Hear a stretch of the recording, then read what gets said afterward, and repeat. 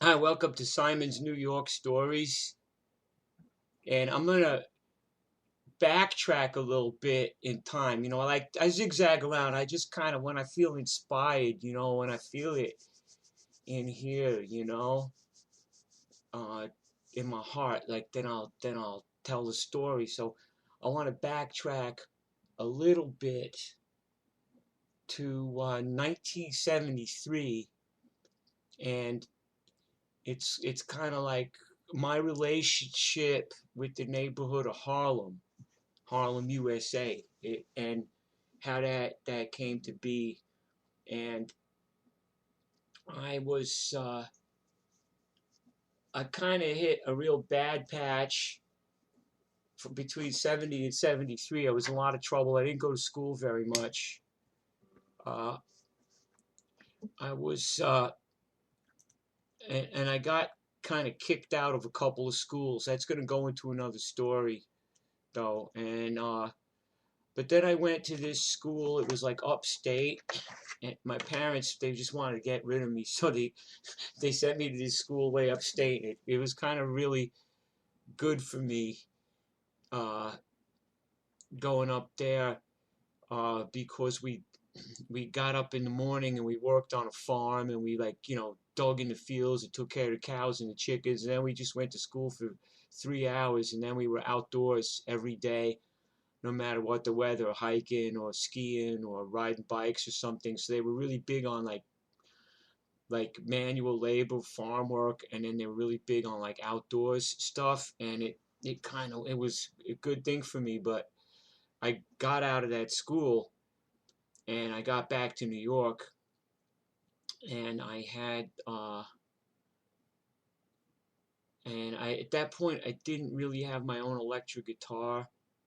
I had yet I didn't have one yet. I had an acoustic guitar, and then I had made it into electric by putting the microphone on it with masking tape. But I got back to New York and I was reading all these. I used to always read all the papers, like the English rock papers, like New Musical Express and Melody Maker. And then I always read the Rolling Stone, but the Rolling Stone wasn't so much like a corporate giant thing back then. It was still on newsprint. It was like a newspaper. You just opened it up. So I wanted to get into a band. I'd had a little kid band at school, and we played in front of the students a couple of times, and we used to rehearse and so forth. So I really wanted to get into a band, and I was 14. Uh, and I saw this ad, uh, band, youth band, young people band, looking for a lead guitar player. So I answered it, and the guy was Raymond Dunmore. That was his name, and he was a New York City public school teacher. And he had this like funk and soul and kind of like doo-wop band organized uh, with kids that were like all around my age. But the drummer was Raymond Dunmore Jr., and he was only 7. And even for 7, he was a little guy. And he was a drummer and a half, man. His father was a drummer too, so this kid was just dynamite drummer. So I answered the ad, and they said, "Well, meet us on 115th Street at First Avenue. We rehearse at Thomas Jefferson Park. The Parks Department lets us use one of the buildings to rehearse, and we got an electric guitar you could use that will lend to you." And so I was like, "Can you meet me? Can you meet me by the bus stop?" Because I knew that was a tough neighborhood, and if you're like New York in the old days, like you had to kind of stay in your own neighborhood, and if you went to a different neighborhood, somebody was going to give you a hard time. Like if you went to Brooklyn, the kids from Brooklyn would try to fuck you up. If you went, for, if you left your neighborhood, whenever you went, the kids from that neighborhood were going to try to fuck with you. So I they this is before cell phones or anything. So I called him and let him know I was going to get in the bus. And I went in the bus and I went up to 115th Street at First Avenue, and they met me there. And it was just a great experience for me because they had uh, we were playing all the soul music of the day, and we were playing even some Puerto Rican songs, and we were playing like all the soul hits that were on the radio, like that we were doing. Oh, and we even did some 50s music. It was so long ago, and we never recorded anything. I wish I could remember the songs, but I was playing with about a month, and we played live on the radio at WBAI. And that was my first time I was ever on the radio. It was like June 1973, and I'm trying to remember some of the songs we did, and we did like "I Want to Take You Higher," and we did "I'll Take You There," and we did "Love Train." People all over the world, join hands on a love train. So we did all that stuff when we were rehearsing. And I wasn't a very good guitar player in those days. I've been playing for about 4 or 5 years, but I was a lazy little fat kid.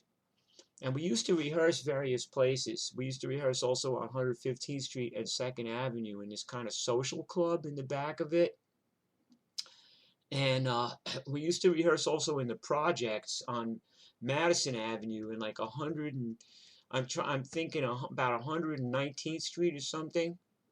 So I loved it because I was getting out of my little world and I was going into somebody else's world and getting to be with them and getting to learn something about them and their culture and how they lived. And in return, I was up there and I was accepted by these people with music. And I was the the first. So I just can't say enough. I mean, I wanted to be up there in Harlem. I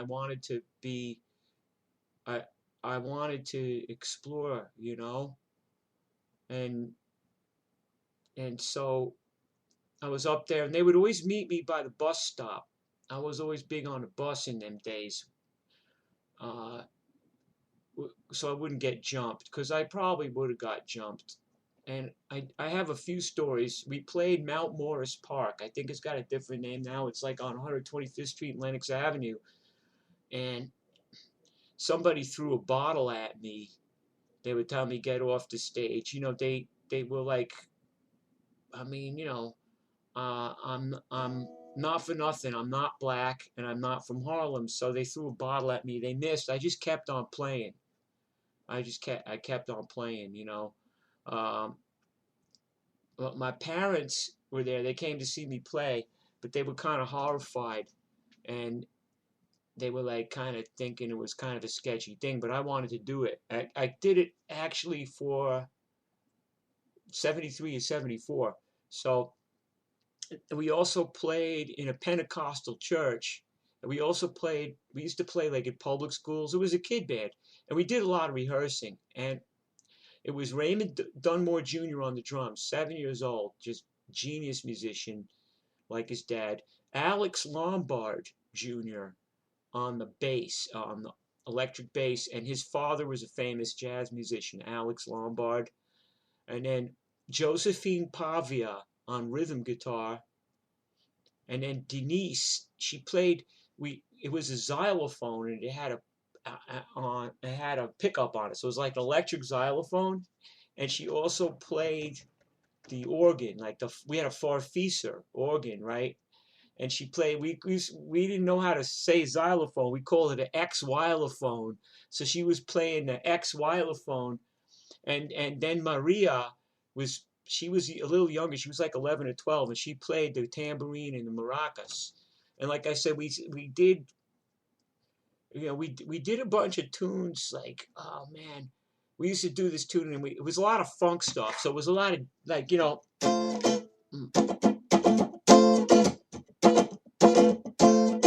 I wish I could remember our set list. It was probably about 15 or 16 songs. But we did a whole bunch. It was all soul music. But we did a Puerto Rico song, Si Me Dan Pasteles. And we did I think we actually did some gospel too, you know. So it was a wonderful experience for me, you know, because I was in Harlem. I mean, Harlem is a very deep place. It's a very cultural place. But I got a few stories besides the bottles. Also, one time, you know, I was a little fat kid. I was like 4'11". I was like 200 pounds, right? So I had like the bus back then was 35 cents, and I had 35 cents, but I spent the money on candy bars. So now I'm broke, and I got to take the bus back downtown. So instead, I walked, and I had a guitar. By this time, I had a guitar, right? So I'm walking down Second Avenue, 115th Street, 110th Street, and then there's a guy laying in the gutter. And he's like, ah, ah, and he's got a knife sticking out of his fucking stomach, like a big fucking knife, right in here to the hilt, and he's rolling around. And his, I guess his girlfriend or his wife and his mom and his sisters are all there, and they're all screaming, and they were screaming, "Ay Dios mío, ay Dios mío," and they were trying to go to a payphone and try to call, you know, for an ambulance or the cops, and like nobody did nothing about it. The whole street was dark, and this guy's laying there with this huge knife sticking out of his stomach, and I'm like 13, 14, some odd years old, and I walk by and I just see him laying there, you know, and like back then, if something like that happened to you, like they might take them an hour to get there. So you know, it's I pray for the guy. I just kept heading home because you know I was like walking through Harlem, you know, a little white kid walking through Harlem in 1973.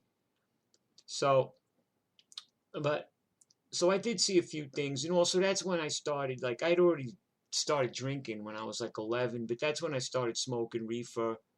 You know, various people would have reefers and they'd pass it to me, and you know, but and I also remember being at rehearsal and getting out of rehearsal and hearing this big band playing. And I went around the corner to 116th Street by where Patsy's Pizza is. And there was Tito Puente playing on a flatbed truck, the Jazzmobile. And it's like fucking Tito Puente just fucking wailing with his whole band, you know. And I was there like, holy shit, you know, and everybody's dancing. And oh man, like, holy fucking shit, you know. But then what happened is that my father put an end to it. I'm at rehearsal one time, right? My parents bought me a guitar. It was nice of them. They got me they got me a Gibson hollow body guitar. It was a really nice guitar. Uh, so I'm up there and I'm practicing. We're at rehearsal. Everybody, you know, we're working on tunes. And my father comes in and he just grabs me by the ear. And he goes, get your guitar. And he makes me pack my guitar. And he drags me by the ear into his car. His car's outside. And he makes me get into his car. And then the car takes off. And he's driving one hand. He just does, boom. He starts hitting me. Boom. He goes, I don't want you hanging out with the N-word. Boom. I don't want you going up here with the N-words. Boom. You hang around with the N-words. Boom. You're going to become an N-word. Boom. So he's beating me and he's telling me he doesn't want me to hang out with the N-word. So at this point I'm in ninth grade and my parents sent me, I would come back on the weekends and rehearse with the band, but my parents sent me to this boarding school in Philadelphia, which I really didn't dig. So I decided I was going to get myself kicked out. So I had some M80s and I blew up a toilet in the boarding school. And there was a kid sitting in the stall right next to the toilet. When I blew it up, boom, I ran out of there. There was like fucking shit and shrapnel flying and shit. And I ran out in the hall and like I wanted to get caught, but I didn't get caught. Nobody did nothing about it. And finally, a week later, somebody fucking grasped me. Somebody did a rap move, and I got kicked out of the school. So ha ha ha. So now the only school it would take me was High School of Music and Art on 137th Street in Harlem. So I'm right back in fucking Harlem where I wanted to be. So like, fuck you, Dad. So that's the first chapter, Harlem Part 1. Okay, guys, over and out. I hope you enjoyed this one.